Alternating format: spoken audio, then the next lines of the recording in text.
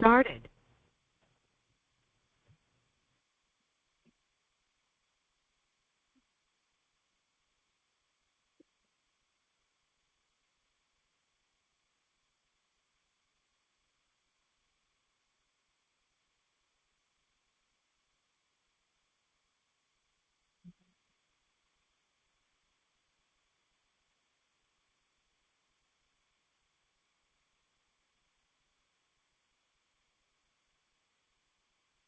नमो लोये सौहरिहन्तानं नमो लोये सौहृदानं नमो लोये सौभागिर्यानं नमो लोये सौज्यायानं नमो लोये सौत्रिकावती सावनं ओंकारमिन्दु संयुक्त नित्यं जयन्ति योगिनः कामदमोक्षदं चैव ओंकाराय नमो नमः मङ्गलं भगवान् यो मङ्गलं भूतमोहि मङ्गलं कुन्कुण्डारि भुजेन्द्रमोसुमङ्गलं नमः समरिसाराय स्वानुभूत्या चकास्ते चित् स्वभावाय भवाय सर्वाः विभाव निदाता। ભગવાન શ્રી ઉમાસ્વામી આચાર્ય વિરચિત મોક્ષશાસ્ત્ર અર્થાત તત્વાસૂત્ર અને પૂજ્યપાદ સ્વામી રચિત તત્વાસૂત્રની ટીકા સર્વાર્થ સિદ્ધિ તથા રામજીભાઈ કરેલ અનેક ટીકાઓનું સંકલન એ સહિત આપણે તત્વાસૂત્રનો સ્વાધ્યાય કરી રહ્યા છીએ. તત્વાસૂત્રના સ્વાધ્યાયમાં પહેલો અધિકાર પૂરો થયો તે પછીથી રામજીભાઈએ સંકલનની અંદર 5 પરિશિષ્ટ લખ્યા છે. તે પૈકી ચોથા પરિશિષ્ટનો સ્વાધ્યાય પૂરો થવા આવ્યો છે. અહીંયા સમ્યક દર્શન પ્રગટ કરવા વિષયની વાત લીધી અને સમ્યક દર્શનમાં તત્વાસૂત્રમ સમ્યક દર્શન એમ કહ્યું તો એમાં અતિવ્યાપ્તિ અવ્યાપ્તિ વગેરે દોષની વાત લીધી કે એ પણ નથી આવતા અને બીજી વ્યાખ્યાઓ પણ જે સમ્યક દર્શન વિશે કરવામાં આવી કે આ પણ સમ્યક દર્શન કહેવાય જુદા જુદા શાસ્ત્રમાં, તો એ કઈ રીતે છે એ બધી વાત પણ વિસ્તારપૂર્વક સમજાવી. અને હવે સમ્યક દર્શન માટે અભ્યાસનો ક્રમ એ અહીંયા બતાવે છે. સંકલનમાં પાના નંબર 156 સમ્યક દર્શન માટે અભ્યાસનો ક્રમ.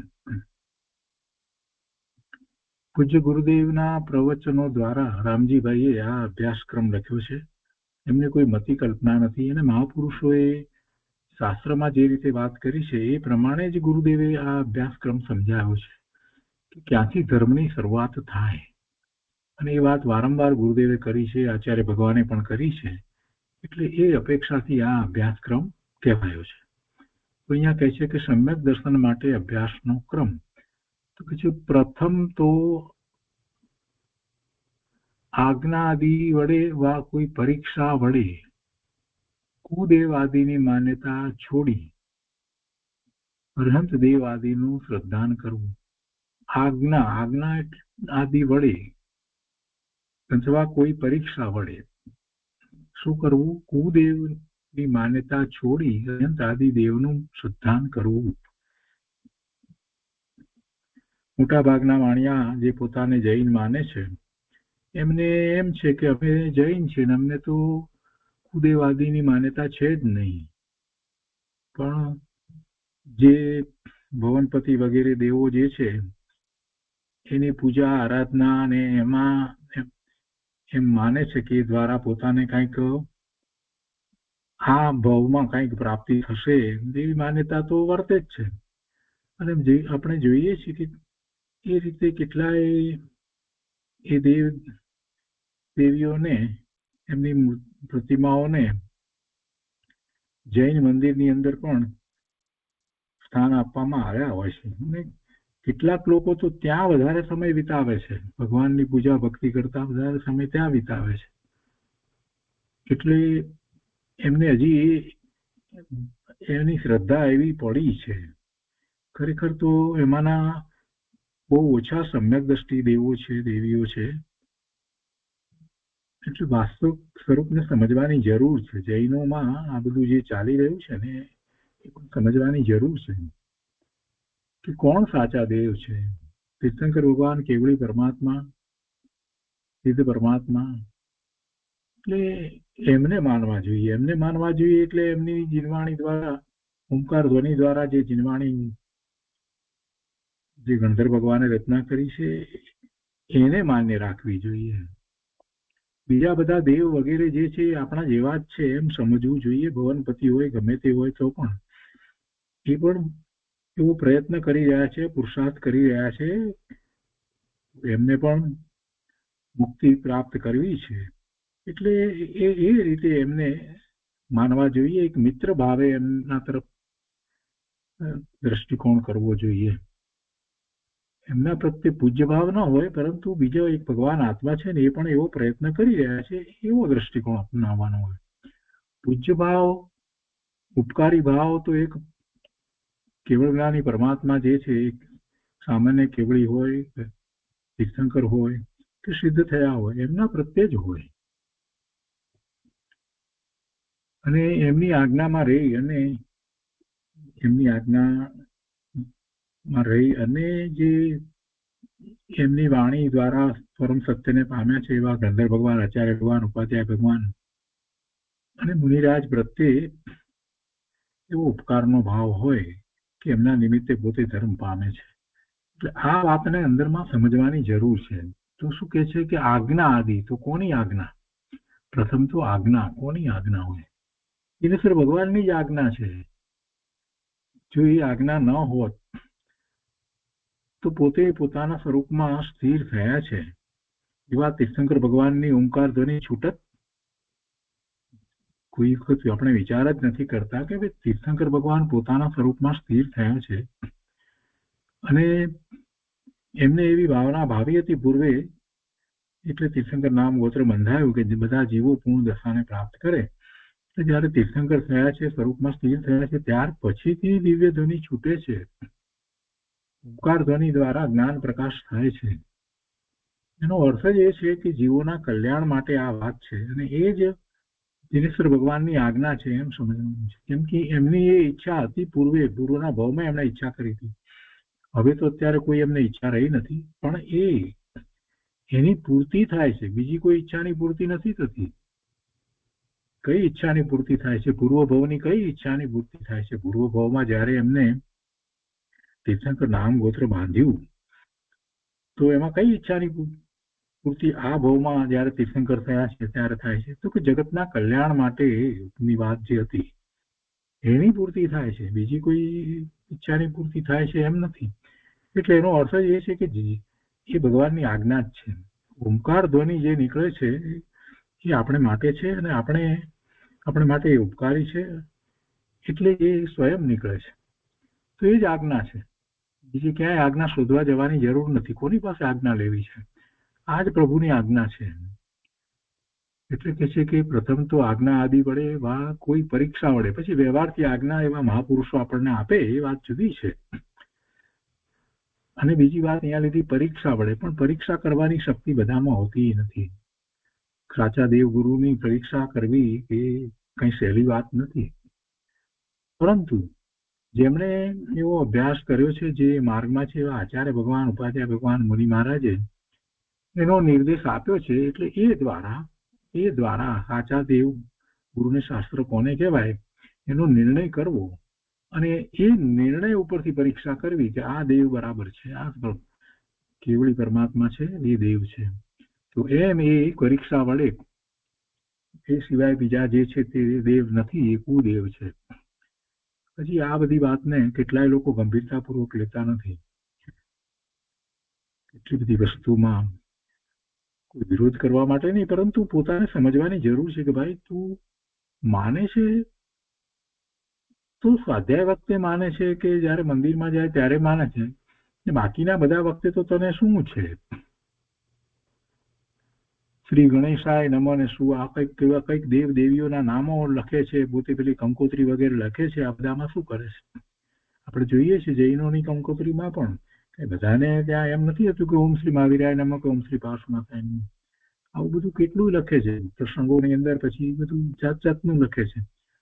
કેટલી દેવ દેવીઓના નામો લખીને એને નમઃ કરે છે, અથવા તો ગણેશાય નમઃ ને વગેરે વગેરે ચાલી રહ્યું છે.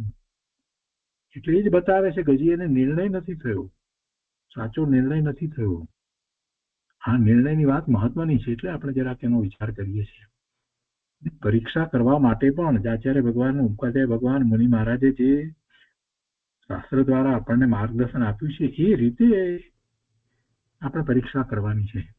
અને એથી કરીને કોઈ તિરસ્કાર નથી કરતા, પણ એ બધા ભગવાન આત્મા છે, એ પણ મોક્ષ માર્ગમાં પુરુષાર્થ કરી રહ્યા છે. બસ એટલું જ લેવાનું છે.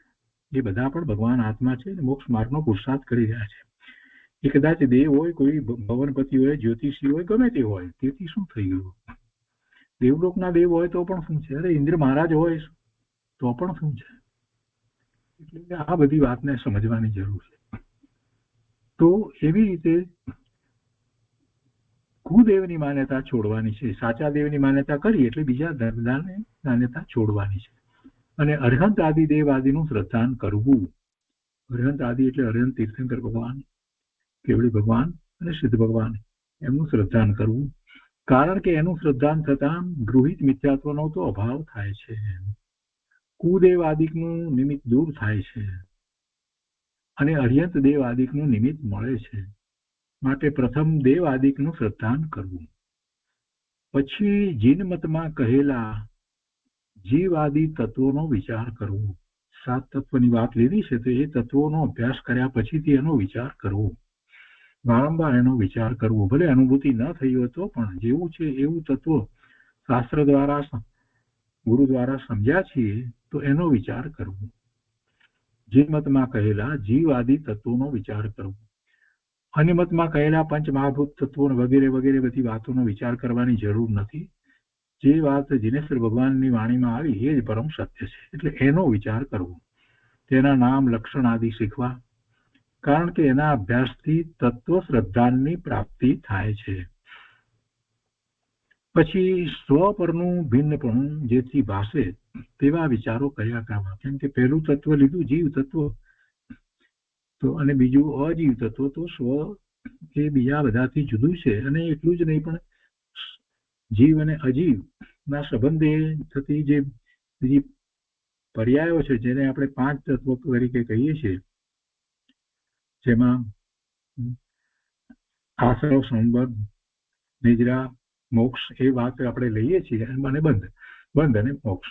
તો એ 5 જે છે તે પર્યાયો છે, એ સાથેનો વિચાર કરવો. એમાં પહેલો વિચાર જીવનો કર્યો તો જીવને અજીવથી જુદો હોય એ સમજવું. એટલે જીવ આદિ તત્વનો વિચાર કરવો, તેના નામ, લક્ષણ આદિ શીખવા. કારણ કે એના અભ્યાસથી તત્વ શ્રદ્ધાની પ્રાપ્તિ થાય છે. અને પછી સ્વ પરનું ભિન્નપણું, એટલે પોતે સ્વ અને એ સિવાય બીજું બધું ભિન્ન એવો અભ્યાસ કરવો, જેથી અને જેમાં પરનું ભિન્નપણું પોતાને ભાષે એવા વિચારો કર્યા કરવા, એવું ચિંતન કરવું. કારણ કે એ અભ્યાસથી ભેદ વિજ્ઞાન થાય છે. ભેદ કોની વચ્ચે પાડવાનો છે? પોતે સ્વ અને એ સિવાય બીજા અજીવ અને પોતાને જ થતા બીજા વિકારી ભાવો, એનાથી પણ પોતે ભેદ પાડવાનો છે. સંયોગોથી પણ ભેદ પાડવાનો છે. તો કહે છે કે અભ્યાસથી ભેદ વિજ્ઞાન થાય છે. ત્યાર પછીથી એક સ્વમાં સ્વપણું માનવા અર્થે સ્વરૂપનો વિચાર કર્યા કરવો. સ્વ કેવું છે એનો વિચાર કર્યા કરવો.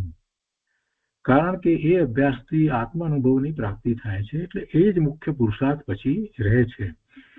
આત્માનુભવનો પુરુષાર્થ જ મુખ્ય પછી રહ્યો. જ્યારે એ બીજાને જુદા કરી ચૂક્યો છે, નિર્ણય પાક્કો થયો છે કે બીજું બધું મારાથી ભિન્ન છે, અને હું જે જીવ તત્વ ચેતન ભગવાન આત્મા છું, તો એના અનુભવની પ્રાપ્તિનો પુરુષાર્થ કરવો. અને એ પ્રમાણે અનુક્રમથી તેને અંગીકાર કરી પછી તેમાંથી જ કોઈ વેળા દેવ આદિના વિચારમાં, કોઈ વેળા તત્વ વિચારમાં, કોઈ વેળા સ્વ પરના વિચારમાં, તથા કોઈ વેળા આત્મ વિચારમાં ઉપયોગને લગાવવો. અને એ પ્રમાણે અભ્યાસથી સત્ય સમ્યક દર્શનની પ્રાપ્તિ થાય છે. જો અભ્યાસથી સત્ય સમ્યક દર્શનની પ્રાપ્તિ થાય છે, એમ અહીંયા ટૂંકું કર્યું છે, પણ એ કોઈ સામાન્ય વાત નથી. એ ઘણો મોટો પુરુષાર્થ છે. સ્વાનુભૂતિનો પુરુષાર્થ કોઈ સામાન્ય પુરુષાર્થ નથી. આખો વખત એનું ચિંતન ચાલતું હોય, એને મુખ્યતા પોતાના સ્વરૂપની જ રહેતી હોય. અસ્થિપણે, નાસ્તિપણે બીજું બધું જુદું છે એ વાત તો બરાબર છે, પણ અસ્થિપણે પોતે જે છે એનો વિચાર વિશેષ રહેવો જોઈએ, એનો સ્વીકાર હોવો જોઈએ, અને એ સિવાય બીજું પોતે કાંઈ નથી, એ હવે સહજ થઈ જવું જોઈએ કે આ બધું જે છે એ મારું સ્વરૂપ નથી, આ શરીર કે આ મન કે વાણી કે એમાંનું કાંઈ મારું નથી, હું એ બધાથી જુદો પિંડ ભગવાન આત્મા છું. એની મહત્તા એને અંદરમાં લાગવી જોઈએ. એ ન લાગે ત્યાં સુધી કંઈ આગળ વધી શકાતું નથી. અને પછી નિર્વિકલ્પ ધ્યાનમાં આત્માની અનુભૂતિ થાય છે. એટલે શાસ્ત્રના અભ્યાસ દ્વારા આ બધું તો આપણે શીખ્યા છીએ. 9 તત્વો વિશે, 7 તત્વો 9 પદાર્થ વિશે તો આપણે ઘણું બધું શીખ્યા છીએ, પરંતુ મૂળ વાત જે છે તે ભેદ જ્ઞાનમાં પણ આગળ વધીને છેવટે બીજા બધાને જુદા પાડ્યા એ નાસ્તિકથી વાત થઈ, પણ અસ્થિપૂર્વક પોતે અને પોતાનો જ વિચાર અને પોતે જેવો છે તેવો જ સ્વીકાર, એ જ પોતાનું અસ્તિત્વ, બસ એ સિવાય બીજું પોતે કાંઈ નથી, એ વાત ઉપર જ જોર છે. અને ગુરુદેવે એ જ વાત કરી છે કે નિર્વિકલ્પ ધ્યાનમાં આત્માની અનુભૂતિ કર. હવે અહીંયા એક પ્રશ્ન લીધો છે પાછો રામજીભાઈ, 8મો પ્રશ્ન, કે સમ્યક્તના લક્ષણ તો અનેક પ્રકારના કયા છે, તેમાં અહીં તત્વાર્થ શ્રદ્ધાન લક્ષણને જ મુખ્ય કહ્યું, તેનું શું કારણ? હજી એમને લાગ્યું કે એક વાત લખીએ, અગાઉ આ બધી વાત આવી ગઈ છે છતાં પણ એમને લખ્યું છે. ઉત્તરમાં કહે છે કે તુચ્છ બુદ્ધિવાનને, એટલે જેને બહુ બુદ્ધિ નથી ચાલતી, એમને એટલો ઉઘાડ નથી, એટલા માટે બધા ભગવાન આત્મા જ છે, જ્ઞાન અપેક્ષાએ તો બધા બરાબર છે, પણ ઉઘાડ ઓછો, એટલે એટલી વિચાર શક્તિ ન હોય, એટલે એ અપેક્ષાથી તુચ્છ બુદ્ધિવાન એમ શબ્દ પ્રયોગ કર્યો છે. એમાં કોઈને ઉતારી પાડવાની વાત ન સમજવી. ઓછી બુદ્ધિવાનને અન્ય લક્ષણોમાં તેનું પ્રયોજન પ્રગટ ભાસતું નથી. બીજા જે લક્ષણ કયા, જે અગાઉ 3 બીજા, એમાં અથવા તો એમને એમાં ભ્રમ ઉપજે છે, તથા આ તત્વાર્થ શ્રદ્ધાન લક્ષણમાં પ્રયોજન પ્રગટ ભાસે છે, તથા કાંઈ પણ ભ્રમ ઉપજતો નથી.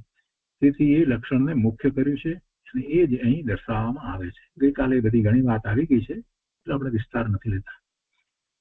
વળી કહે છે કે દેવ ગુરુ ધર્મના શ્રદ્ધાનમાં તુચ્છ બુદ્ધિવાનને ઓછી બુદ્ધિવાળાને તીક્ષ્ણ બુદ્ધિ ન હોય, એને એમ ભાસે છે કે અરિહંત દેવ આદિને જ માનવા તથા અન્યને ન માનવા એટલું જ સમ્યક્ત છે, પણ ત્યાં જીવ અજીવના બંધ મોક્ષના કારણ કાર્યનું સ્વરૂપ ભાસે નહીં, અને તેથી મોક્ષ માર્ગ રૂપ પ્રયોજનની સિદ્ધિ થાય નહીં. અથવા તો જીવ આદિનું શ્રદ્ધાન થયા વિના માત્ર એ જ શ્રદ્ધાનમાં સંતુષ્ટ થઈ પોતાને સમ્યક દ્રષ્ટિ માને, અથવા એક કુદેવાદી પ્રત્યે દ્વેષ તો રાખે, પણ અન્ય રાગાદી છોડવાનો ઉદ્યમ ન કરે. જોકે કુદેવાદી પ્રત્યે કઈ દ્વેષ રાખવાની જરૂર નથી. કુદેવ જે છે એના પ્રત્યે શું કરવા દ્વેષ રાખવો? કુદેવને પોતે માનતો નથી, એ એની માન્યતા છે, એ ખોટી માન્યતા છે, જાતનું પોષણ થાય છે એમ. બાકી એ દેવ જે છે એ પણ કુદેવ છે તો પણ એ આત્મા છે, અને અત્યારે એની માન્યતા ખોટી છે, એટલું જ. આપણે શું દ્વેષ કરીને કામ છે? એના પરિણામ અત્યારે એવા છે તો એવા છે, એ સમજશે, કાળ એનો પાકશે ત્યારે. જેવતે તો જીવ છે ને, એટલે એના પ્રત્યેનું લક્ષ છોડવાની વાત છે. એની વાતમાં લક્ષ ન આપવું. કુદેવને માનનારા અને એના શાસ્ત્રો વગેરે જે છે એ ખોટા છે, બસ એટલી વાત. એને મારી નાખવાને, કાપી નાખવાને, બાળી નાખવાને એવી વાત નથી કરવામાં આવી. એવા કોઈ દ્વેષ કરવાની વાત નથી. બીજા મતની અંદર એવી વાત આવે, બીજાઓને ખોટા પાડવા એટલું જ નહીં, પણ એને કંઈક નુકસાન પહોંચાડવું એમાં ધર્મ માને, એવી પણ ક્યાંક છે. આપણે એવું માનતા નથી. એ સમજશે, સમજાવવાનો પ્રયત્ન કરીએ, ના સમજે તો કઈ નહીં, અત્યારે એનો કાળ પાકશે ત્યારે સમજશે. આપણે એને સમજાવવાની જરૂર નથી. એનો કાળ પાકશે ત્યારે એ સ્વયં સમજવાનો જ છે. અહીંયા કે છે કે મોક્ષ માર્ગ કરું પ્રયોજનની સિદ્ધિ થાય નહીં, પેલા જ્યાં સુધી એ બીજી બધી વસ્તુ જે છે, એટલે સમ્યક બીજા 7 તત્વોની શ્રદ્ધા સમ્યક પ્રમાણે ન કરે ત્યાં સુધી થાય નહીં. અથવા તો જીવ આદિનું સાચું જે રીતે થવું જોઈએ એવું શ્રદ્ધા થાય નહીં. એવું થયા વિના માત્ર એક જ શ્રદ્ધાનમાં સંતુષ્ટ થઈ પોતાને સમ્યક દ્રષ્ટિ માને એટલે અથવા તો કદાચ એ કુદેવ પ્રત્યે દ્વેષ રાખે અને એ સિવાય બીજા રાગાદીને છોડવાનો ઉદ્યમ ન કરે એવો ભ્રમ ઉપજે.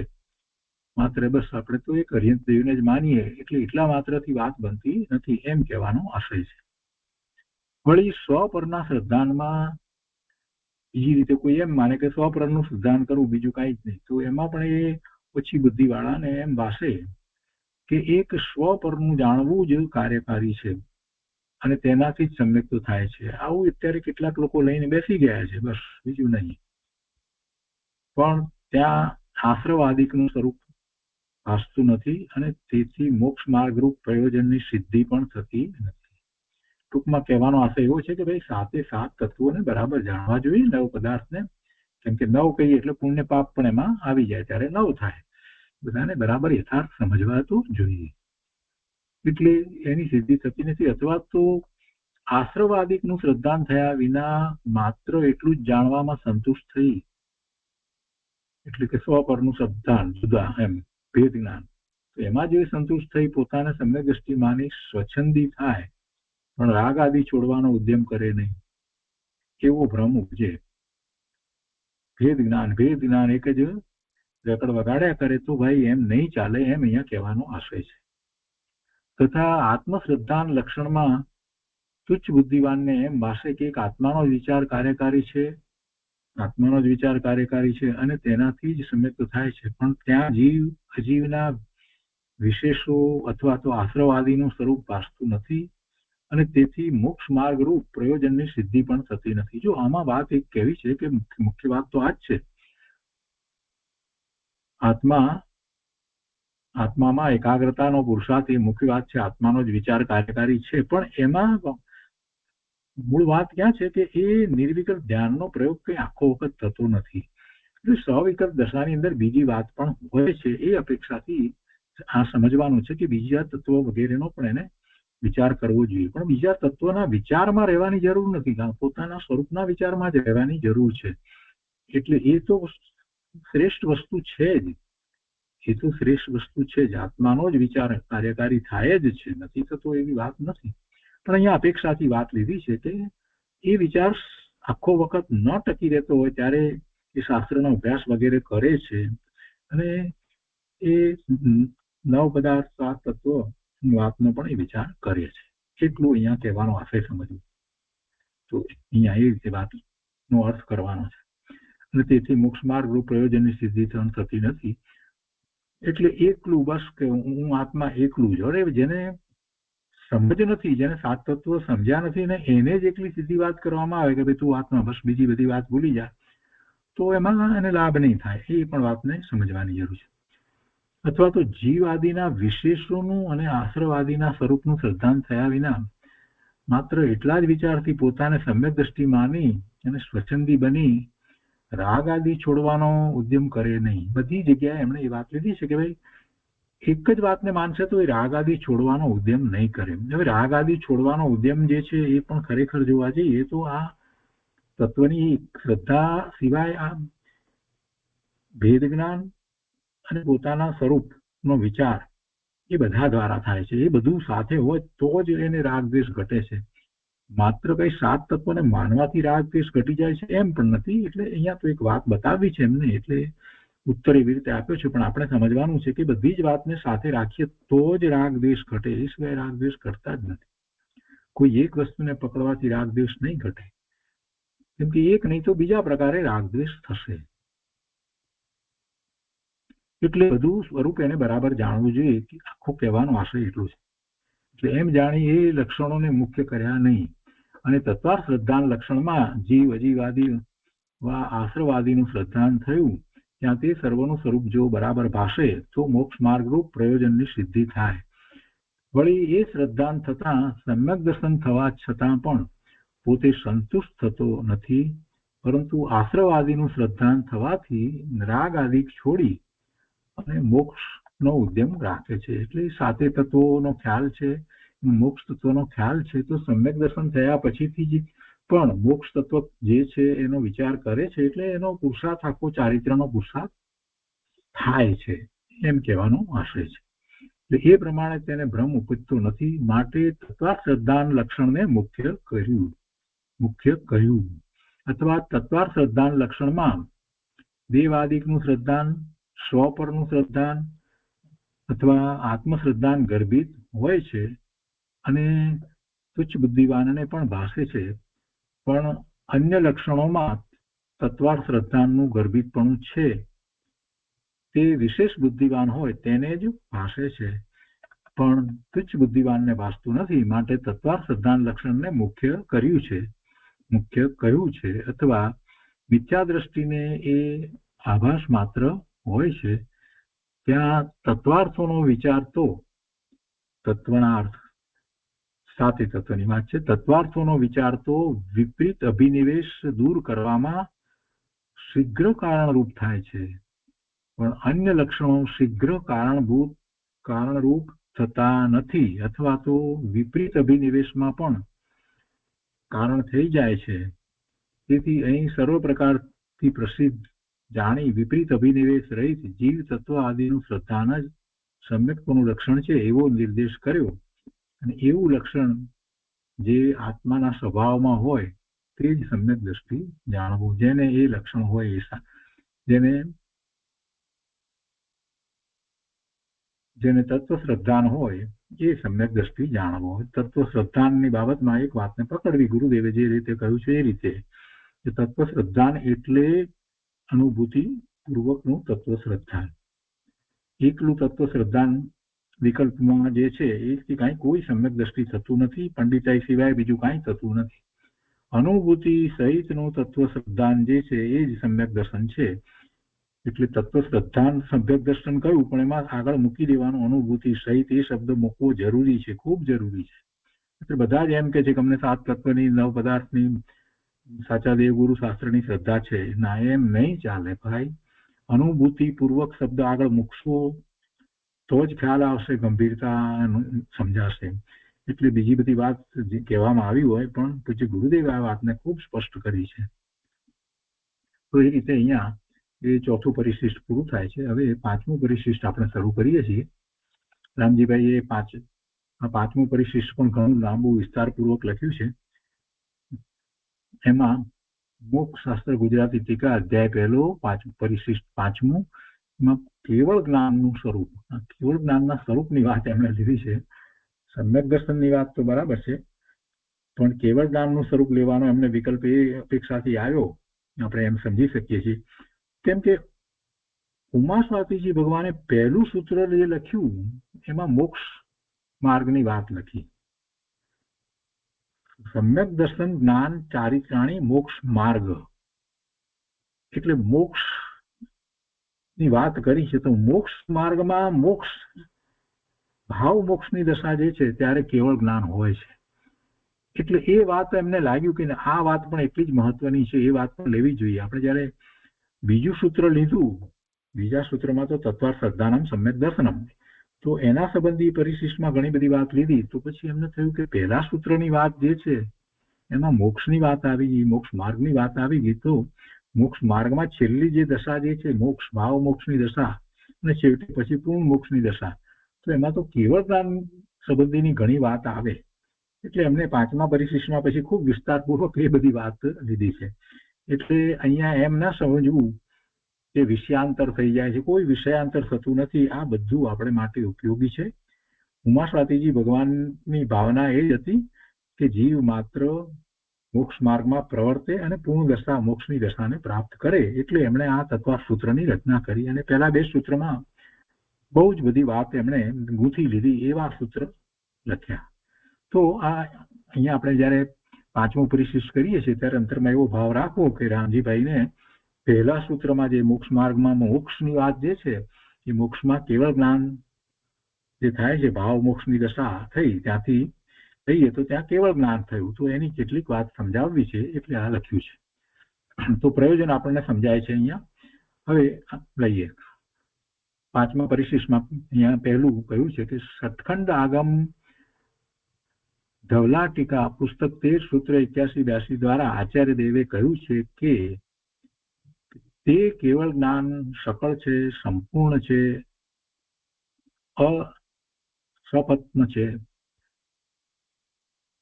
સપત્ન એટલે જેને વિરોધી વ શત્રુ હોય તે. આ અસપત્ન છે એટલે કોઈ શત્રુ વિરોધી નથી એનો અર્થ થાય. તો તે છે કે તે કેવળ જ્ઞાન સકળ છે, સંપૂર્ણ છે અને અસપત્ન છે.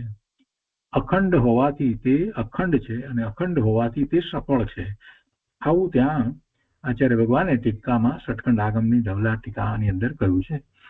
હવે એમાં શંકા કરી છે કે અખંડ કેવી રીતે છે, કેવળ જ્ઞાન અખંડ કેવી રીતે છે? કેમ કે અમે તો એમ માનીએ છીએ કે કેવળ જ્ઞાન થાય છે તો જ્ઞેય માત્રને જાણે છે, બધા જ્ઞેયોને જાણે છે, તો બધી ખંડ પડી જાય ને. એક એક જ્ઞેયનો વિચાર કરીએ તો ખંડ પડી જાય ને. અખંડ કેવી રીતે? આપણને આવો પ્રશ્ન થવો જોઈએ કે કેવળ જ્ઞાનમાં જ્ઞેય માત્ર જણાય એટલે કેટલાક જ્ઞેયો, અનંત જ્ઞેયો એક સાથે જણાય છે, તો દરેક જ્ઞેય જે જણાય છે તેમાં કોઈ ભેળસેળ થતી નથી, જુદું જુદું સ્પષ્ટ રહે છે, તો એમાં અખંડતા કઈ રીતે છે એવો પ્રશ્ન આપણને થાય.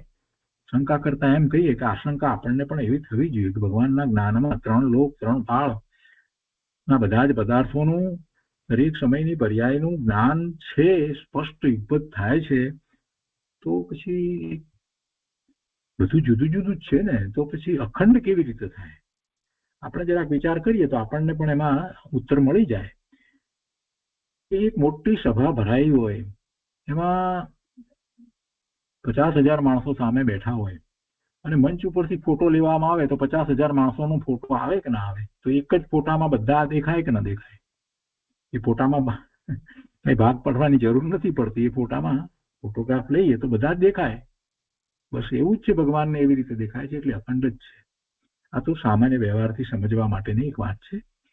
અહીંયા સમાધાનમાં કહે છે કે સમસ્ત બાહ્ય પદાર્થમાં પ્રવૃત્તિ ન થવાથી જ્ઞાનમાં ખંડપણું આવે છે. સમસ્ત બાહ્ય પદાર્થમાં પ્રવૃત્તિ ન થવાથી જ્ઞાનમાં ખંડપણું આવે છે. તે આ જ્ઞાનમાં સંભવ નથી, કેમ કે આ જ્ઞાનનો વિષય ત્રિકાળ ગોચર સંપૂર્ણ બાહ્ય પદાર્થો છે. કહેવાનો આશય એ છે કે જીવને જ્યાં સુધી બધા પદાર્થોનું જ્ઞાન નથી એટલે એનો ઉપયોગ પલટાયા કરે છે, એટલે એ જ્ઞાનની પર્યાય એક પછી એક થાય છે એટલે ખંડ પડે છે. બધા જ્ઞેયો ન જતા હોય એટલે સમસ્ત બાહ્ય પદાર્થમાં પ્રવૃત્તિ ન થવાથી જ્ઞાનમાં ખંડપણું આવે છે. એ રીતે ખંડપણું આવે છે કે બધા પદાર્થોને તો જીવ જાણતો નથી. ત્યારે હવે કેવળ જ્ઞાનમાં શું છે?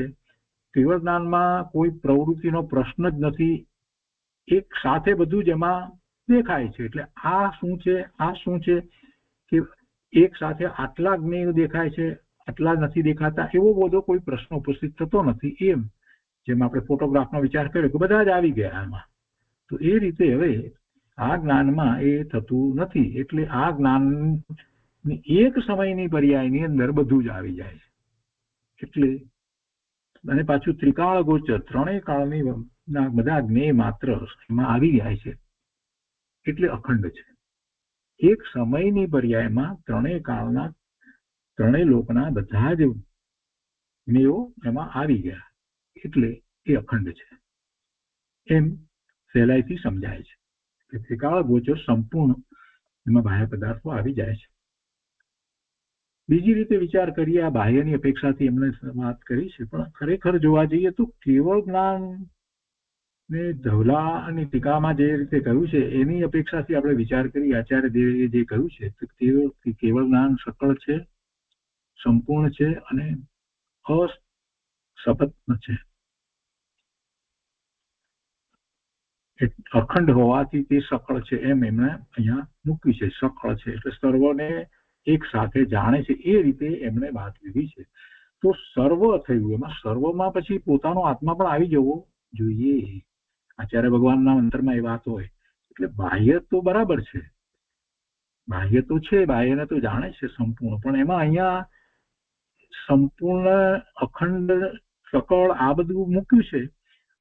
તેમાં પોતાના આત્માને, પોતાના અનંત ગુણને, અનંત ગુણના ભવનને બધાને એક સાથે જાણે છે, પૂર્ણપણે અનુભવે છે.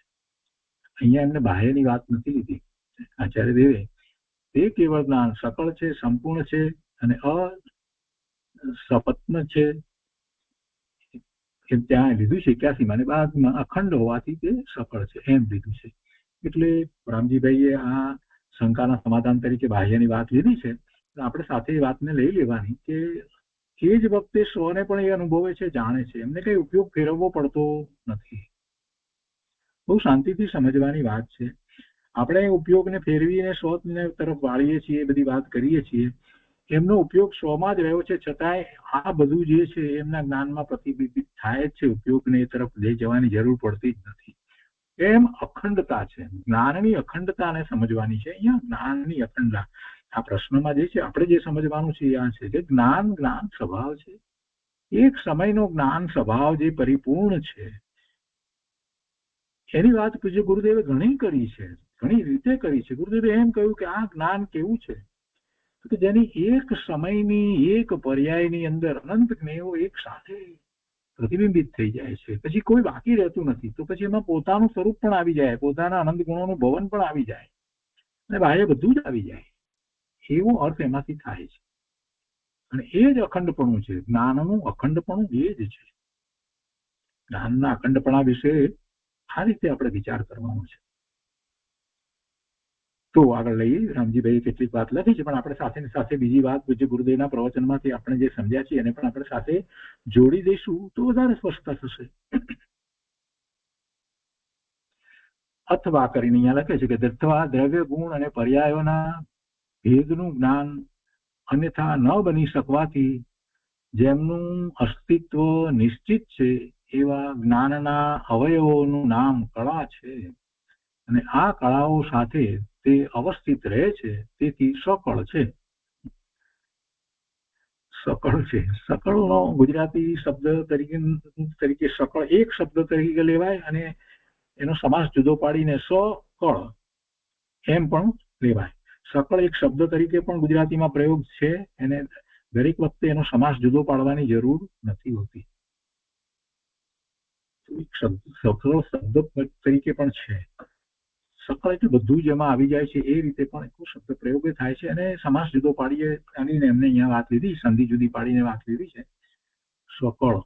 તો એમાં એમણે એ રીતે વાત લીધી છે કે દ્રવ્ય ગુણ અને પર્યાયોના ભેદનું જ્ઞાન બીજી રીતે અન્યથા ન બની શકવાથી જેમનું અસ્તિત્વ નિશ્ચિત છે એવા જ્ઞાનના અવયવોનું નામ કળા છે. જ્ઞાનના અવયવોનું નામ કળા છે. એટલે જ્ઞાનના અવયવો કહીએ એટલે એના અંશો જેટલા પાડવા એટલા પાડીએ, અથવા તો બીજી રીતે કહીએ તો એના સતત થઈ રહેલી એની પર્યાયો, અનંત પર્યાયો, એ તો એ અવયવો, તો એનું નામ કળા છે. અને આ કળાઓ સાથે જે અવસ્થિત રહે છે તેથી તે સફળ છે એમ કહ્યું છે. પછી કહે છે કે સમ નો અર્થ સમ્યક છે અને સમ્યક એટલે પરસ્પર પરિહાર લક્ષણ વાળો વિરોધ હોવા છતાં પણ સમ્યક નો અર્થ કરે છે અહીંયા. સમ એટલે એનો અર્થ છે સમ્યક અને સમ્યક એટલે પરસ્પર પરિહાર લક્ષણ વાળો વિરોધ હોવા છતાં, પરસ્પર એકબીજાનો પરિહાર નું એવું લક્ષણ અંદર હોય એવો વિરોધ હોવા છતાં પણ સહાન અવસ્થાન લક્ષણ વાળો વિરોધ ન હોવાથી છતાં પણ એ વિરોધ સહાન અવસ્થાન લક્ષણ વાળો નથી. સહાનમાં સ અને હાન એટલે સ આન, સ એટલે સાથે અને આન શબ્દના અનેક અર્થ થાય છે. એમાં એવા પણ અર્થ થાય છે કે એમાં ઈચ્છા, જીદ, હઠ વગેરે, લાજ, શરમ, હુકમ વગેરે બધા જે છે એના સહિત નથી એમ કહેવાનો આશય છે. સહાન અવસ્થાન લક્ષણ વાળો વિરોધ નથી, એવા બધા વિપરીતતાના સહિત લક્ષણ વાળો વિરોધ નથી એમ ન હોવાથી, કારણ કે તે અનંત દર્શન, અનંત વીર્ય, વીરતી અને ક્ષાયિક સમ્યક્ત્વ આદિ અનંત ગુણોથી પૂર્ણ છે, તેથી તેને સંપૂર્ણ કહેવામાં આવે છે. તે સકળ ગુણોનું નિધાન છે. નિધાન એટલે એ ભંડાર છે. તો સકળ ગુણોનું નિધાન છે, સમૂહ છે. અનંત દર્શન, અનંત વીર્ય, અનંત દર્શન, અનંત વીર્ય એ લીધા છે. અનંત દર્શન, અનંત જ્ઞાનની સાથે અનંત દર્શન છે. અનંત વીર્ય જે છે તે એકલું અનંત વીર્ય કહ્યું છે. એમાં તો અંતરાય કર્મ નો ક્ષય થયો છે એટલે 5 વસ્તુ આમ તો એમાં આવી જાય છે. અનંત લાભ, અનંત દાન, અનંત ભોગ, અનંત ઉપભોગ અને અનંત વીર્ય એ 5 એમાં આવી જાય છે. પણ અનંત વીર્ય કહ્યું એટલે એ સમજી લેવાનું છે. આમ નવે નવ ક્ષાયિક ભાવ એ વખતે પ્રગટ થઈ ગયા છે. કઈ એકલું કેવળ જ્ઞાન છે એટલે જ્ઞાન એકલું પૂર્ણ પ્રગટ થયું છે એમ નથી. અનંત દર્શન પણ છે. અને આ 5 જે અંતરાયના જે હતા એ પણ ગયા છે. અને સાથે સાથે સૌથી પહેલું જે પ્રગટ થયું છે એ સાક્ષાત ચારિત્ર જેને આપણે કહીએ છીએ, તો એમાં અનંત શ્રદ્ધાન છે. એટલે ક્ષાયિક સમ્યક્ત્વ પણ છે અને એવું ક્ષાયિક ચારિત્ર છે, સાક્ષાત ચારિત્ર છે. એટલે એ બધું સાથે છે. એટલે એ વીરતી પણ છે અને ક્ષાયિક સમ્યક્ત્વ છે. દર્શન મોહનીય ગયું છે. એટલે મોહનીયના વિચાર કરીએ છીએ તો 2 ક્ષાયિક ભાવ એના છે અને બાકી બીજા વિચાર કરીએ છીએ તો જ્ઞાનનો એક ક્ષાયિક ભાવ છે, દર્શનનો એક ક્ષાયિક ભાવ છે અને 5 ભાવ જે છે તે અંતરાયના છે. એટલે એમ 9 ક્ષાયિક ભાવ સાથે પ્રગટ થયા છે. તો અહીંયા આદિ શબ્દ મૂક્યો એટલે એમાંથી આપણને ખ્યાલ આવે છે કે 9 ક્ષાયિક ભાવની વાત છે. અનંત દર્શન, અનંત જ્ઞાન, અનંત દર્શન, અનંત વીર્ય, અનંત અને અનંત સુખ. વીરતીમાં ચારિત્ર લઈએ એટલે અનંત સુખ છે. એટલે એ બીજી કોઈ અપેક્ષાએ એમ પણ કહેવાય કે મોહનીયમાં ચારિત્ર મોહનીય ગયું છે એટલે એવું અનંત સુખ છે અને ક્ષાયિક સમ્યક્ત્વ છે એટલે એવું શ્રદ્ધાન છે. આદિ અનંત ગુણોથી પૂર્ણ છે. હવે કોઈને પ્રશ્ન થાય કે આ 4 ઘાતી કર્મના ગુણોની જ વાત લીધી, પણ એ સિવાય બીજું તો લીધું નહીં. અનંત ગુણ પ્રગટ થયા તો ભગવાન આત્માને તો અનંત ગુણ અંદરમાં પડ્યા છે. તો એનું કહેવામાં આવતું નથી. પણ એ નથી કહેવામાં આવતું પણ એ ગર્ભિતપણે છે. જ્યારે અનંત જ્ઞાન, અનંત દર્શન, એ અનંત શ્રદ્ધાના આ વાત કરીએ, અનંત સુખની વાત કરીએ તો બીજા બધા ગુણો જે છે એ પણ એ વખતે પ્રગટ જ છે. 13મા ગુણસ્થાનની દશામાં એ બધા જ ગુણો પ્રગટ છે આત્માના. તો એ સમજી લેવાનું છે. તેથી તેને સંપૂર્ણ કહેવામાં આવે છે અને તે સકળ ગુણોનું નિધાન છે. એ ઉક્ત કથનનું તાત્પર્ય છે. સપત્ન નો અર્થ શત્રુ છે. કેવળ જ્ઞાનના શત્રુ કર્મ છે તે એને રહ્યા નથી. તેથી કેવળ જ્ઞાન અસપત્ન છે. તેણે પોતાના પ્રતિપક્ષી ઘાતી ચતુષ્કનો મૂળમાંથી નાશ કરી નાખ્યો છે. એ ઉક્ત કથનનું તાત્પર્ય છે. એટલે એ દ્વારા એ બતાવવું છે કે ઘાતી કર્મોનો ક્ષય થયો છે અને આ કેવળ જ્ઞાન સ્વયં જ ઉત્પન્ન થાય છે. અને એ વાતનું જ્ઞાન કરાવવા માટે અને તેના વિષયનું કથન કરવા માટે આગળ સૂત્ર કહે છે. એટલે પછી 81 ને 82 બે લીધા છે ને અહીંયા સૂત્ર. સટખંડ આગમના ધવલ ટીકામાંથી. એટલે પછી બીજા સૂત્રની વાત એ અપેક્ષાથી લીધી છે. 81 પછી બીજું સૂત્ર એવો આનો અર્થ છે. વળી કહે છે કે સ્વયં ઉત્પન્ન થયેલ જ્ઞાન અને દર્શનથી યુક્ત ભગવાન દેવલોક અને અસુરલોક સહિત મનુષ્યલોકની આગતિ, ગતિ, ચયન, ઉપપાદ, બંધ, મોક્ષ, રિદ્ધિ, સિદ્ધિ, યુક્તિ, અનુભાગ, તર્ક, કળ, મન, માનસિક, ગુપ્ત, કૃત, પ્રતિસેવિત, આદિ કર્મ, અર્હ કર્મ, સર્વલોક, સર્વ જીવો અને સર્વ ભાવોને સમ્યક પ્રકારે યુગપદ જાણે છે, દેખે છે અને વિહાર કરે છે. આ 82મા સૂત્રની વાત અમને લીધી. તો એનું વર્ણન અહીંયા લેવામાં આવ્યું છે. જ્ઞાન ધર્મના મહાત્માનું નામ ભગ છે. જ્ઞાન ધર્મના મહાત્માનું નામ ભગ છે અને તે જેમને હોય તે ભગવાન છે. ભગવાળા જે છે તે ભગવાન છે. તો ભગ એટલે જ્ઞાન ધર્મના મહાત્માનું નામ ભગ છે. જેને જ્ઞાન ધર્મનું મહાત્મા આવ્યું છે એ ભગવાન છે. એ પ્રગટ થયું છે એ ભગવાન છે. એટલે પૂર્ણ જ્ઞાન જેને પ્રગટ થયું છે એ ભગવાન છે. ઉત્પન્ન થયેલ જ્ઞાન દ્વારા દેખવાનો જેમનો સ્વભાવ છે તેને ઉત્પન્ન જ્ઞાનદર્શી કહે છે. સ્વયં ઉત્પન્ન થયેલ જ્ઞાન દર્શન સ્વભાવ વાળા ભગવાન સર્વ લોકને જાણે છે. સર્વજ્ઞ પણ કહીએ એને માટે સર્વજ્ઞ શબ્દ જ્ઞમાં જ્ઞાન આવી જાય છે, સર્વ જ્ઞાન આવી જાય, સર્વજ્ઞ.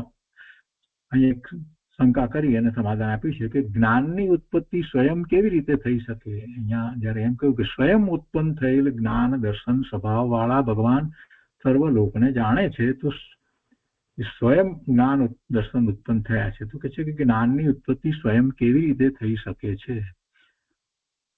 બહુ સામાન્ય માણસોને આવા પ્રશ્નો થાય કે ભાઈ કંઈક અભ્યાસ કરીએ તો જ્ઞાન થાય, એ વિના જ્ઞાન કેવી રીતે થાય. પુસ્તક વાંચીએ છીએ તો જ્ઞાન થાય, વિજ્ઞાન વાંચીએ તો વિજ્ઞાનનું જ્ઞાન થાય, ને ભૂગોળ વાંચીએ તો ભૂગોળનું જ્ઞાન થાય. એમ કેવી રીતે જ્ઞાન થાય? ઘણા એવી વાત હોય છે. અને કેટલાક લોકો જયારે આ ભગવાનની સર્વજ્ઞતાનો વિચાર કરી અને થોડીક બુદ્ધિ ચલાવે છે, તે લોકો પણ એમ કે બરાબર છે તમે કહો છો, પણ ભગવાન ભૂતકાળની અને ભવિષ્યકાળની બધી વાતને કેવી રીતે જાણે? કેટલાકને એવી પ્રશ્ન થાય છે, એમને બેસતું નથી. ભવિષ્ય અને એ પણ અનંતકાળ, જે હજી પર્યાયો થઈ જ નથી, એવા અનંતકાળની વાતને ભગવાન કેવી રીતે જાણે, એ કેટલાકને બેસતું નથી. અને એમાંય ખાસ કરીને જેને ખૂબ બહુ અભ્યાસ થયા હોય ને, મોટા ગ્રેજ્યુએટ, પોસ્ટ ગ્રેજ્યુએટ થયા હોય, પીએચડી થયા હોય, એને ઘણી વાર એવા પ્રશ્નો થાય કે આપણી વાત એ ના માને. આપણી આ વાત, જે ભગવાનની વાત જે છે કે સર્વજ્ઞ પરમાત્મા ભવિષ્યકાળની બધી જ વાતને જાણે, એ એમને હજી બેસતું નથી. થઈ ગયેલી વાતને કદાચ સ્વીકારે એ લોકો કે બધી વાતને જાણે, પણ એટલે એવું ઘણાને વિચાર થાય છે. અહીંયા જે શંકાઓ કરી છે, સમાધાનો આપ્યા છે, પણ એ ખોટા નથી આપ્યા, એનું પ્રયોજન છે. કેટલાય નથી સ્વીકાર.